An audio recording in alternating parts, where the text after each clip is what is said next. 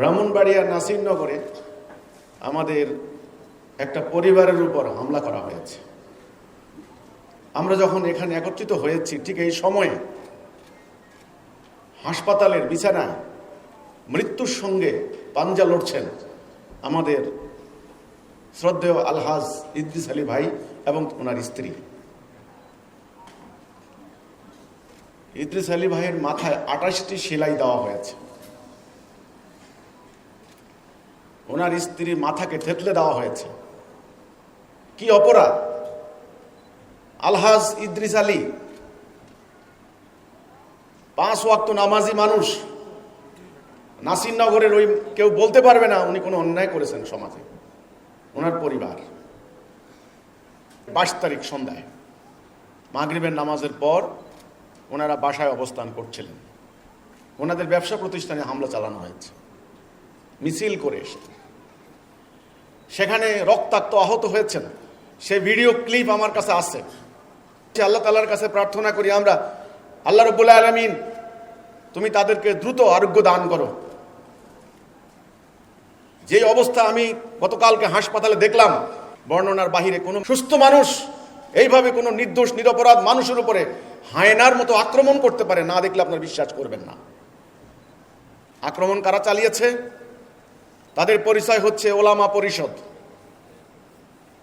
পত্রিকায় এসেছে ওলামা পরিষদের সঙ্গে হিজবুত তাওহীদের সংঘর্ষ।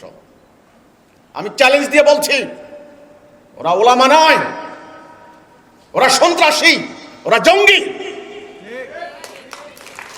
ওরা বাংলাদেশকে ইরাক, সিরিয়া, আফগানিস্তান বানাতে চায়। তারা হিজবুত তাওহীদকে টার্গেট করেছে। কারণ অতি সহজ ব্যাখ্যা, অতি সহজ, বেশি ব্যাখ্যার প্রয়োজন নাই। গত 26টি বছর হিজবুত তাওহীদ আন্দোলনের হাজার হাজার ভাই বোন সন্ত্রাস, জঙ্গিবাদ, মাদক, ধর্মান্ধতা, সাম্প্রদায়িকতা, ধর্ম ব্যবসা ইত্যাদির বিরুদ্ধে ইসলামের সঠিক আদর্শ নিয়ে মাঠে সংগ্রাম করছেন। এটাই তাদের গাত্রদাহের কারণ। কারণ তারা ধর্মকে ব্যবহার করে তারা অপরাজনীতি করবে।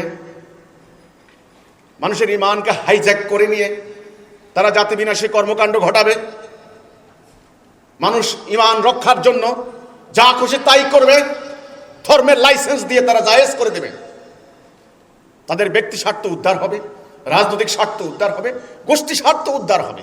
তারা ধর্মকে ব্যবহার করে তারা অর্থ রোজগার করবে। পাড়ায় পাড়ায়, মহল্লায় মহল্লায় আড্ডাখানা বসিয়ে আল্লাহর পবিত্র কোরআনকে ব্যবহার করে মানুষের ঈমানকে হাইজ্যাক করে স্বার্থ উদ্ধার করবে। এই অন্যায়ের প্রতিবাদ করেছে হিজবুত তাওহীদ। কেউ বলতে পারবে না 26টি বছর হিজবুত তাওহীদ কোনো অন্যায় করেছে, কোনো আইন ভঙ্গ করেছে। ব্রাহ্মণবাড়িয়া 2014 সালে পত্রিকা বিক্রি করার সময় আমাদের 4 জন সদস্যকে এমনভাবে নির্মম পিটিয়ে আহত করেছে, রক্তাক্ত করেছে। পুলিশ মনে করেছে তারা 4 জন মারাই গিয়েছে। মনির, হেলাল হোসেন, হুমায়ুন কবির, এই 4 জন 6 মাস পর্যন্ত তারা কথা বলতে পারে নাই। 3 মাসের আগে জ্ঞান আসে নাই। আল্লাহ তাদেরকে হায়াত দিয়েছেন। আঘাতটা কারা করলো? ইউনুসিয়া মাদ্রাসার ছাত্র শিক্ষকরা। গত পরশু যে হামলাটা করেছে সেই হামলাকারীদের পরিচয় কি এসেছে পত্রিকায়? ওলামা পরিষদ। আমি বলেছি এরা ওলামা নয়, এদের রাজনৈতিক পরিচয় আছে। কেউ চরমনাই পীরের অনুসারী, কেউ তথাকথিত হেফাজতের অনুসারী, হেফাজতে ইসলামের অনুসারী, আবার হেফাজতে ইসলাম বিভিন্ন দলের আবার আছে। তারা রাজনীতি করে। তারা কি করে? অরাজনৈতিক কিছু প্ল্যাটফর্ম তৈরি করেছে এই ধরনের তাণ্ডব ঘটানোর জন্য, যেন রাজনৈতিক দলের গায়ে কোনো লেবেল না পড়ে। আমরা আসমান থেকে হুট করে চলে আসিনি, আমরা জানি তোমাদের পরিচয়। ইমাম পরিষদ, ওলামা পরিষদ, ঈমান আকীদা সংরক্ষণ পরিষদ, তাওহীদি জনতা, এই ধরনের নাম ব্যবহার করা হচ্ছে প্রশাসনকে ব্ল্যাকমেইল করার জন্য, জনগণকে বিভ্রান্ত করার জন্য। প্রশাসন যেন মনে করে, ভাবে যে আলেম ওলামাদের সঙ্গে সংঘর্ষ হয়েছে, কিন্তু নো। গত 1 মাস থেকে সেখানে হামলা করার জন্য হুমকি দেওয়া হয়েছিল। যেহেতু দেশে একটা আইন আছে, আইন শৃঙ্খলা বাহিনী আছে, সরকার আছে, আদালত আছে, রাষ্ট্র ব্যবস্থা আছে, রাষ্ট্রহীন অবস্থা হলে পরে তখন দেখা যেত আমরা কি করতাম। এখন আমরা আইন ভঙ্গ করতে পারি না। আমরা দৌড়ে গেলাম থানায়, তাদেরকে বললাম তোমরা থানায় যাও, থানায় মামলা করো, জিডি করো। থানার ওসি মামলা নিলেন না। তাদেরকে ডাকলেন, তারা থানার সামনে ওসির সামনে দাঁড়িয়ে হুমকি দিল রক্তের বন্যা বইয়ে দিবে। ওসি তো ভয়ে কাঁপতে থাকলেন, কারণ সবাই এখন ধর্ম ব্যবসায়ী, ধর্মান্ধতার কাছে সারেন্ডার করেছে। এটা আমাদের বুঝতে বাকি নাই।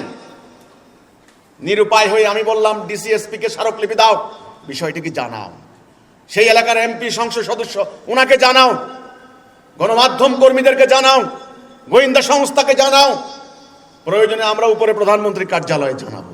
দেশ মগরমূল্যক হয়ে যায়নি।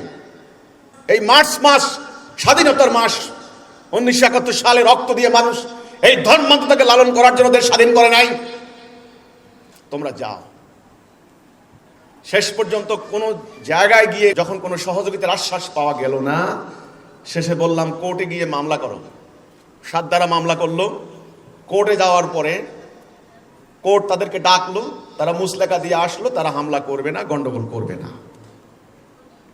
কিন্তু কোর্ট থেকে আসার 2 দিন পরের ঘটনা, গত 22 তারিখ সন্ধ্যায় 7 জন লোককে নির্মমভাবে কুপানো হয়েছে, আঘাত করা হয়েছে, রক্তাক্ত করা হয়েছে, তাদের মাথাকে থেতলে দিয়েছে। জরুরি ভিত্তিতে আমরা ঢাকায় নিয়ে আসলাম অ্যাম্বুলেন্স যোগে। আজকে তারা মৃত্যুর সঙ্গে পাঞ্জা লড়ছেন। জানি না তারা কবে সুস্থ হন, স্বাভাবিক জীবনে তারা ফিরে আসতে পারবেন কিনা আমার সন্দেহ আছে যথেষ্ট। আমার রাসূল বলেছেন দাজ্জাল আবির্ভূত হবে। দাজ্জালের পরিচয় দিতে গিয়ে তিনি বলেছেন দাজ্জালের 1 চোখ কানা। কোন চোখ কানা? ডান চোখ কানা। তোমাদের 1 চোখা দৃষ্টি, ওয়ান আইড ভিশন তোমরা বন্ধ করো। তোমরা দৈনিক যুগান্তর পত্রিকায়, দৈনিক যুগান্তরের পরিচয় আমি জানি। হিজবুত তাওহীদের বেলায় হিসাব ভুল করো না। তোমরা কি লিখলে যে সেখানে ইদ্রিসের বাড়িতে নাকি রাতের বেলায় মহিলাদের মিটিং চলছিল। কি করে মিথ্যাভাবে খবরটাকে অন্যদিকে ডাইভার্ট করে দেওয়া হলো, পরিকল্পিতভাবে খবরটাকে ডাইভার্ট করে দিয়েছে, মানুষকে বিভ্রান্ত করা হয়েছে। নো, সেখানে কোনো নারীদের মিটিং ছিল না। ইদ্রিস আলী এবং ইদ্রিস আলীর পরিবার, ওনার স্ত্রী, ওনার স্ত্রীর ছোট বোন, ওনার 2 সন্তান, এরা এই মোট 5 থেকে 7 জন। তোমরা যে বললা, পত্রিকা লিখলা মহিলাদের মিটিং হচ্ছিল, 12-13 জন মহিলা, সবাই আহত হয়েছে। ওই যারা মিটিং করছিল তোমাদের ভাষ্য মোতাবেক, সেই মহিলাগুলি কোথায় গেছে? তারা কোথায়?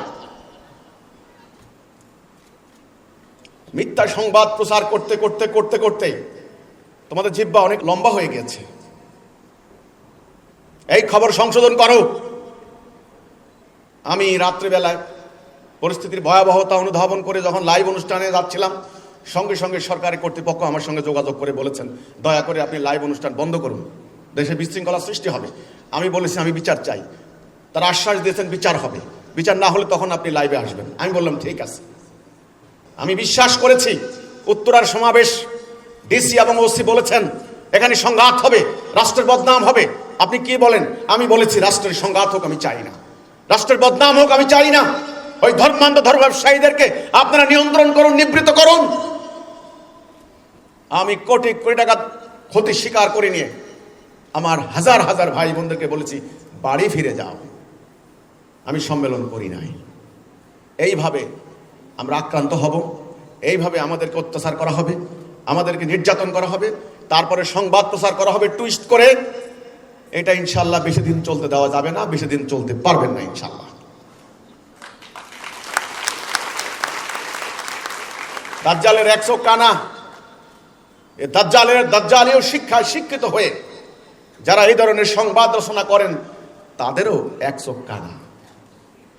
সংবাদ যারা লেখেন তাদের উচিত উভয় পক্ষের বক্তব্য শোনা, উভয় পক্ষের বক্তব্য জানা। আপনারা টেবিলে বসে, ডেস্কে বসে আপনি নিজের মন মতো সংবাদ রচনা করতে পারেন না। আপনি কল্পনার জগতে বসে বসে আপনি উপন্যাস লিখবেন। এটা উপন্যাস নয়, এটা সংবাদ। একটা সংবাদের কারণে একটা পরিবার নিচ্ছিন্ন হয়ে যেতে পারে। একটা আন্দোলনের হাজার হাজার ভাই বোন সদস্যরা তারা মানবাধিকার থেকে বঞ্চিত হতে পারে। কাজেই সংযত হন সংবাদ লেখার বেলায়। কথা বলার ব্যাপারে নিজেকে কন্ট্রোল করুন। ব্রাহ্মণবাড়িয়া নাসিরনগরে আমাদের সদস্যদের উপর যে হামলা করা হয়েছে, আমি এই হামলা তীব্র নিন্দা জানাচ্ছি। হামলাকারীদেরকে দ্রুত আইনের আওতায় আনা হোক, তাদেরকে গ্রেপ্তার করা হোক, তাদেরকে শাস্তি দেওয়া হোক। যদি তারা শাস্তি না পায়, যদি তারা আইনের আওতায় না আসে, তাহলে আজ আমাকে হামলা করেছে, কাল তোমাকে হামলা করবে, পরশু তাকে হামলা করবে, একদিন দেশ সমাজকে তারা বিনাশ করে ছাড়বে ইনশাআল্লাহ।